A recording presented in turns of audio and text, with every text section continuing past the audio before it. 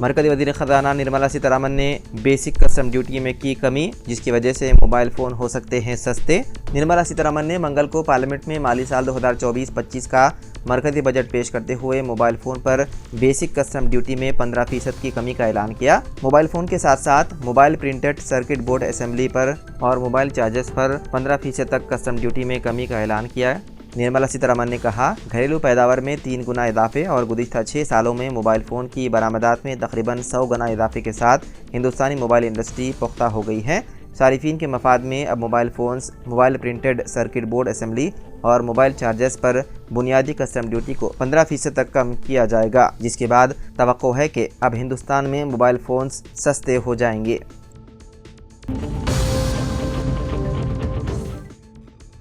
तेलंगाना में गुज़िश्ता 3 दिनों से जारी मूसलाधार बारिश की वजह से बंडारूपल्ली में एक ज़ेर तामीर पुल बह गया। पंचायत राज और देही तरक्की के वज़ीर सीतक्का, जिन्होंने सैलाब से मुतासरा इलाकों का मुआयना किया, कहा कि बारिश और सैलाब के कम होने तक हुक्काम को लोगों के लिए दस्तयाब होना चाहिए ताकि लोगों को किसी किस्म की परेशानी का सामना ना करना पड़े और इनखला के लिए तमाम इंतजाम किए जाएँ।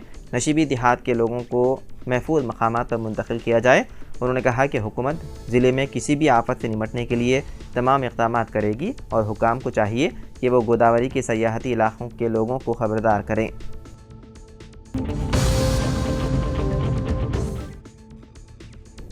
मरकज़ी वज़ीर फ़ाइनेंस निर्मला सीतारमन ने आज पार्लियामेंट में बजट किया पेश। आंध्र प्रदेश और बिहार को खुसूसी पैकेज का किया ऐलान। इस मौके पर बजट तकरीर में उन्होंने कहा कि आंध्र प्रदेश तंजीम जदीद एक्ट के मुताबिक सनती तरक्की के लिए खुसूसी मदद फराहम की जाएगी। उन्होंने कहा कि उसी के हिस्से के तौर पर हैदराबाद बेंगलुरु इंडस्ट्रियल कॉरिडोर की तरक्की के लिए खुसूसी फ़ंड्स मख्तस किए जाएंगे। इसी तरह विशाखापट्टनम चेन्नई इंडस्ट्रियल कॉरिडोर को खुसूसी मदद फराहम की जाएगी। वज़ीर फ़ाइनेंस ने बजट में आंध्र प्रदेश को भारी माली इमदाद का भी ऐलान किया। आंध्र प्रदेश की दारुल हुकूमत अमरावती की तरक्की के लिए 15,000 करोड़ रुपए की खुसूसी इमदाद का ऐलान किया।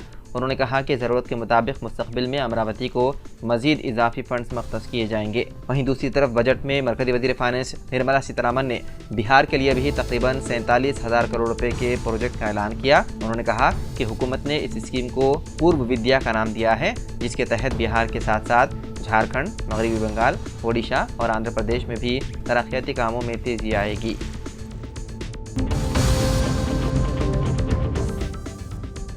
राहत फ़तेह अली खान ने गिरफ्तारी की खबर को अफवाह दिया करार। पाकिस्तानी गुलकार राहत फ़तेह अली खान के बारे में इत्तलात थी कि उन्हें दुबई एयरपोर्ट से हिरासत में ले लिया गया। कहा जा रहा था कि तैयारे में सवार होने वाले राहत फ़तेह अली खान को रोककर गिरफ्तार कर लिया गया और उनसे कई घंटों तक पूछताछ की गई। लेकिन अब राहत फ़तेह अली खान के इंस्टाग्राम अकाउंट से गुलकार की एक वीडियो शेयर की गई जिसमें उन खबरों को बेबुनियाद करार दिया जा रहा है। राहत फ़तेह अली खान ने गिरफ्तारी पर बराह रास्त कुछ नहीं कहा, लेकिन लगता है कि वो उन खबरों की तरदीद कर रहे हैं। गुलकार का कहना था कि मैं अपने गाने रिकॉर्ड कराने दुबई आया हूँ, सब ठीक है। मेरी आपसे गुजारिश है कि अफवाहों पर बिल्कुल भी कान ना धरें। ऐसा कुछ नहीं है जो मेरे दुश्मन सोच रहे हैं। इंशाअल्लाह मैं जल्द अपने मुल्क वापस हो जाऊँगा। उन अफवाहों पर बिल्कुल यकीन ना करें।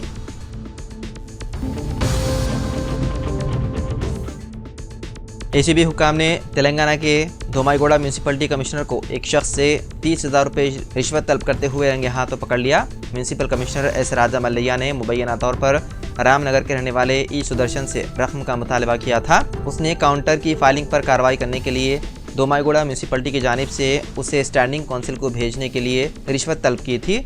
उसने 50,000 रुपये का मुतालबा किया था और सुदर्शन से 20,000 रुपये पहले ही कबूल कर लिया था। मलैया बाकी रकम के लिए सुदर्शन को परेशान कर रहा था। उस शख्स ने बाकी की रकम अदा नहीं की और एसीबी से रुजू किया, जिसने जाल बिछाकर मलैया को पकड़ लिया।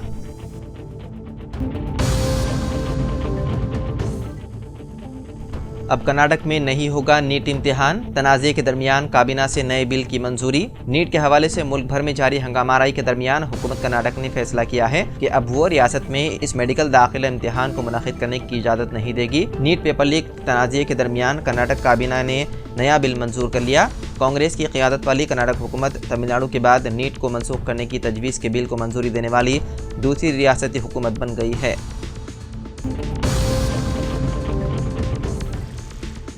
मोइनाबाद जिले रंगारेड्डी में मस्जिद को शहीद कर दिया गया। 10 एकड़ रियल एस्टेट वेंचर की आड़ में 10 गुंटा ज़मीन के लिए लैंड माफिया ने कुतुब शाही दौर की कदीम मस्जिद को शहीद कर दिया। वाक़े की इत्तला के बाद मोइनाबाद नारसिंगी में कशीदगी फैल गई और मुसलमानों ने सख्त एहतजाज करवाया। जैसे ही इस मज़मूम हरकत की इत्तला वक्फ बोर्ड और महकमे अक़लियत बहबूद को हुई, IG व स्पेशल सेक्रेटरी अक़लियत बहबूद तफसीर इक़बाल मोइनाबाद पहुँच गए और हालात का जायज़ा लिया। मुसलमानों से बात की और सख्त दफ़ात के तहत कार्रवाई के लिए पुलिस को हुक्म दिया। मस्जिद के दोबारा संग बुनियाद और तामीरी कामों के आगाज़ तक स्पेशल सेक्रेटरी मोइनाबाद में रहे। उन्होंने वक्फ बोर्ड, रवीन हुक्काम और पुलिस अहदेदारों को तलब करके अराजी के मुतालिक दरियाफ्त किया और पुलिस मोइनाबाद को सख्त दफ़ात के निफाज की रहनुमाई करके खातियों के खिलाफ सख्त कार्रवाई का हुक्म दिया।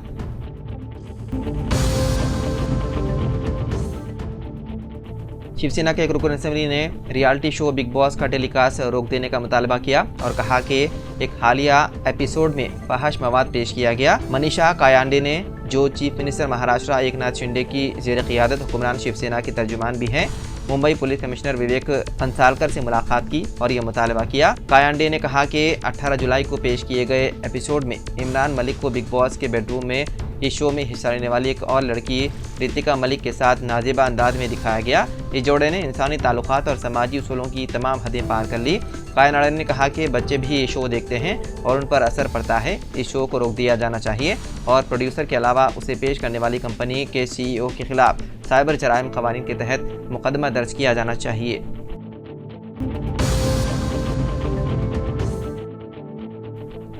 उत्तर प्रदेश में योगी आदित्यनाथ हुकूमत की जानिब से कानवड़ यात्रा के रास्ते पर होटलों और रेस्टोरेंट को मालिकीन और मुलाजिमीन के नाम वाज़ेह तौर पर तहरीर करने की हिदायत पर जो तनाज़ा पैदा हुआ था, इस पर सुप्रीम कोर्ट ने रोक लगा दी। सुप्रीम कोर्ट ने योगी हुकूमत के अहकाम पर हुक्म इत्तिबा जारी कर दिया। ताहम यूपी हुकूमत के अहकाम पर मुख्तलिफ गोशों से शदीद रद्दअमल ज़ाहिर किया जा रहा है।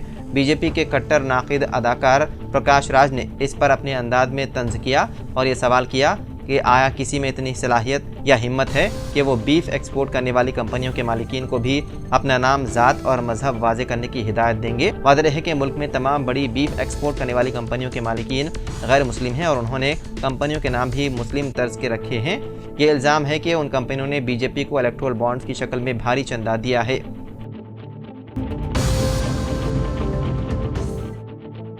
महाराष्ट्र के छत्रपति संभाजी नगर के एक जिम में वर्जिश के दौरान एक बिजनेसमैन को दिल का दौरा पड़ा और उसकी मौत हो गई। सिमरान मोटर के मालिक कुलजीत सिंह बग्गा अपने कुछ साथियों के साथ मामूल के मुताबिक वर्जिश करने जिम गए थे। ताहम वर्जिश के दौरान वो अचानक गिर गए और लम्हों में ही दम तोड़ गए। जिम में गिरने के बाद उनके साथियों ने CPR किया, जिसके बाद उन्हें अस्पताल भी ले गए। ताहम डॉक्टरों का कहना था कि अस्पताल ले जाने से पहले ही उन्होंने आखिरी सांस ली। इस दौरान मौत का पूरा सनसनीखेज वीडियो जिम में लगे CCTV कैमरे में कैद हो गया।